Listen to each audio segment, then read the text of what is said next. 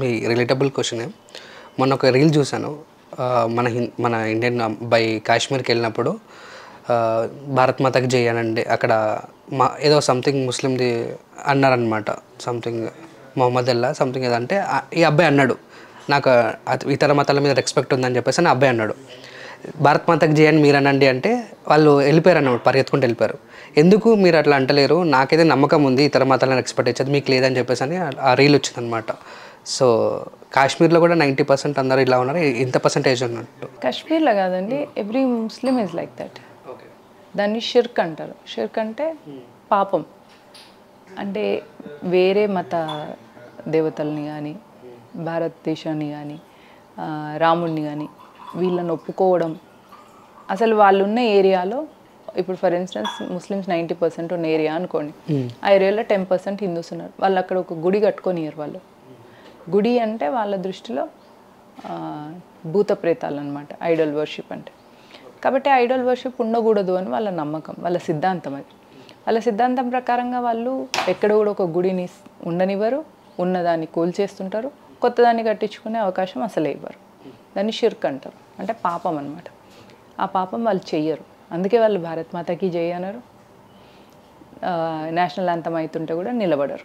కొంతమంది అంటే సోకాళ్ళు ఇన్ఫ్లుయెన్సర్స్ అనొచ్చు, సెలబ్రిటీస్ అనొచ్చు, వాట్ ఎవర్ అనొచ్చు, వాళ్ళు కొంతమంది స్టేట్మెంట్ ఎలా పాస్ చేస్తున్నారంటే, ఇప్పుడు పాకిస్తాన్ పాపం వాళ్ళు ఉన్నారు, అక్కడికి వీళ్ళు ఇక్కడ హిందూ వాళ్ళ మహిళలు ఉన్నారు, వాళ్ళ పిల్లలు ఉన్నారు, అలా సడన్గా పంపించేస్తే ఇలా అని సానుభూతి చూపిస్తున్నారు.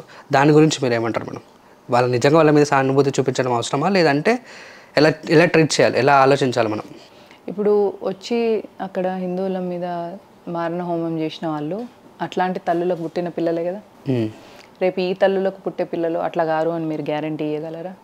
అసలు ప్రపంచంలో టెర్రరిజం అనేది వచ్చింది ఇస్లాం నుంచి. అవును, ఇస్లాం నుంచి అంటే ఒక ముస్లిం మహిళ కని పెంచిన పిల్లల నుంచే వచ్చింది. సో మరి వాళ్ళ దగ్గర ఉన్నది ఈ టెర్రరిజం అన్నప్పుడు వాళ్ళను మనం ఎందుకు ఎంటర్టైన్ చేయాలి? ఒకటి. రెండో విషయము, భారతదేశానికి శత్రుదేశం పాకిస్తాన్. నువ్వు శత్రుదేశంలో ఉన్న వాళ్ళని భారతదేశంలో ఉండనిచ్చి, అంటే ఎట్లా అంటే నువ్వే ఇంట్లో చెదలు ఉందనుకో, చెదలను మనం తీసే పనిలో పెట్టుకోవాలి. కానీ అది ఉంటుంది నేను కూడా ఉంటాను అనుకుంటే కొద్ది రోజుల తర్వాత అది దాని పాపులేషన్ పెరిగిన తర్వాత నిన్న ఇంట్లో నుంచి వెళ్ళగొట్టేస్తారు. సేమ్ థింగ్ ఇక్కడ కూడా పాకిస్తాన్ నుంచి వచ్చిన మహిళల్ని మనం ఇక్కడ ఉండనిస్తే వాళ్ళు సంఖ్యాబలంతో డెమోగ్రఫీ చేంజ్ చేసిన తర్వాత మనందరం హిందూ మహాసముద్రంలో దుంకనీకి పోవాలా, లేదా వాళ్ళ చేతిలో జావనీకి రెడీగా ఉండాలి. అంతకు మించి మనకు వేరే ఆప్షన్ ఉండదు. అందుకే ఏంటిది అంటే శత్రుశేషం ఉంచుకోవద్దు. అంబేద్కర్ గారు కూడా పాకిస్తాన్ ఇండియా పార్టీషన్ అయినప్పుడు భారతదేశంలో ఉన్న ముస్లింలు అందరూ వెళ్ళిపోవాలి, టోటల్ పాపులేషన్ ఎక్స్చేంజ్ జరగాలని చెప్పిండ్రు. కానీ నెహ్రూ ఆయన ఇట్లాంటి ఇంటలెక్చువల్ మాటలు దూరదృష్టితో ఉన్న అంబేద్కర్ని పక్కన పెట్టి దళితులందరినీ హిందువుల నుంచి దూరం చేసి హిందువుల్ని డివైడ్ చేస్తూ ముస్లిమ్స్లను యునైట్ చేస్తూ ఉన్నారు. అది వాళ్ళు చేసిన దుర్మార్గపు చర్య. ఇప్పుడు మనందరం తెలుసుకోవాలి ఏంటిదంటే, వాళ్ళని మీరు టెర్రరిస్ట్ అని అంటున్నారు, మీరు టెర్రరిజం అని దానికి పేరు పెడుతున్నారు. కానీ వాళ్ళ దృష్టిలో అది జిహాద్. జిహాద్ అంటే ఒక ధర్మ యుద్ధం చేస్తున్నారు వాళ్ళు, అంటే దైవ కార్యం చేస్తున్నారు. కాబట్టి వాళ్ళ పర్సెప్షన్ వేరేలా ఉంది, మన పర్సెప్షన్ వేరేలా ఉంది. కాబట్టి మనం చేయాల్సింది ఏంటిది? శత్రు దేశంలో ఉన్న వాళ్ళను ఎవ్వరిని కూడా ఉండనియొద్దు. ఈ దేశం నుంచి వెళ్ళి వాళ్ళను తరిమేయాలి, అది మహిళ అయినా పురుషులైనా. శూర్పణఖ తాటకి ఆడవాళ్ళు అని చెప్పేసి వదిలేసిన రాముడు అన్ను కృష్ణుడు, పూతన ఆడది అని చెప్పేసి శ్రీకృష్ణుడు వదిలేసిన. మరి నీకెందుకు అట్లాంటి చేతగాని చేవ చేసిన సిద్ధాంతాన్ని పట్టుకొని ఉంటున్నావు? ఎందుకంటే హిందువులు కన్ఫ్యూజన్లో ఉన్నారు. దాని నుంచి బయటకు వచ్చి క్షాత్ర తేజాన్ని పెంచుకొని మహిళ పురుషుడు అనే భేదం లేకుండా శత్రువు అని గుర్తించాలి. మనం 4 విషయాలు గుర్తుపెట్టుకోవాలి. ఒకటి, జనకుడు, జనని, జాహ్నవి, జన్మభూమి. నీ తండ్రిని నువ్వేమన్నా అంటే నువ్వు తిరిగి అంటలేవంటే ఏదో తేడా జరిగిందన్నట్టు. నీ కన్న తల్లిని ఏమన్నా అంటే నువ్వు అనాల్సిన పరిస్థితి ఉంది. చిన్నపిల్లలు 3 సంవత్సరాలు 4 సంవత్సరాల పిల్లలు కూడా వాళ్ళ అమ్మని కొట్టినట్టు యాక్ట్ చేయండి, తిరిగి కొట్టడమో ఏడవడమో చేస్తారు. అవును. ఇది జనకుడు జనని నుంచి నువ్వు జాహ్నవిని కూడా అనుకోవాలి. అంటే గంగమ్మ తల్లిని కూడా కాపాడుకోవాల్సిన బాధ్యత మన పైన ఉంటుంది. అంటే గంగా నదిని, నీటిని. మళ్ళీ జన్మభూమి అంటే భరతమాతని, ఈ భూమిని ఎవరైనా ఏమన్నా అన్నా ఈ భూమికి ఎక్కడైనా యుద్ధం వచ్చే పరిస్థితి ఉన్నా వీటి నుంచి కూడా మన జనని మనం కాపాడుకోవాల్సిన అవసరం ఉన్నది. జనని, జనకుడు, జాహ్నవి, జన్మభూమి. అందుకే రాముడు అన్నాడు, లంక ఇంత బంగారమైన లంక కదా, రావణాసుని చంపేసినాం కదా అన్నయ్య, మనం ఇక్కడనే ఉండిపోదామని లక్ష్మణుడు రాముడితో చెప్తే రాముడు అన్నాడంట, అపి స్వర్ణమయీ లంక నమే రోచతే లక్ష్మణ జననీ జన్మభూమిశ్చ స్వర్గాదపి గరీయసి.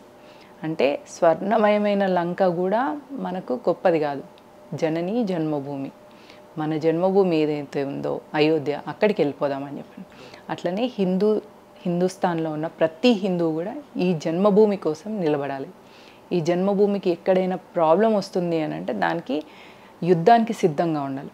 జన్మభూమి అంటే 4 బార్డర్లు కాదు, జన్మభూమి అంటే ఆ ప్రాంతంలో ఉన్న ప్రజలందరినీ బంధువులు. అంటే హిందుస్థాన్లో ఉన్న ప్రతి హిందూ ఇంకొక హిందూకి హిందూ బంధువు అవుతాడు. అట్లా నువ్వు ఈ జన్మభూమిని కాపాడుకోవడం అంటే సాటి హిందూ కోసం నిలబడ్డం.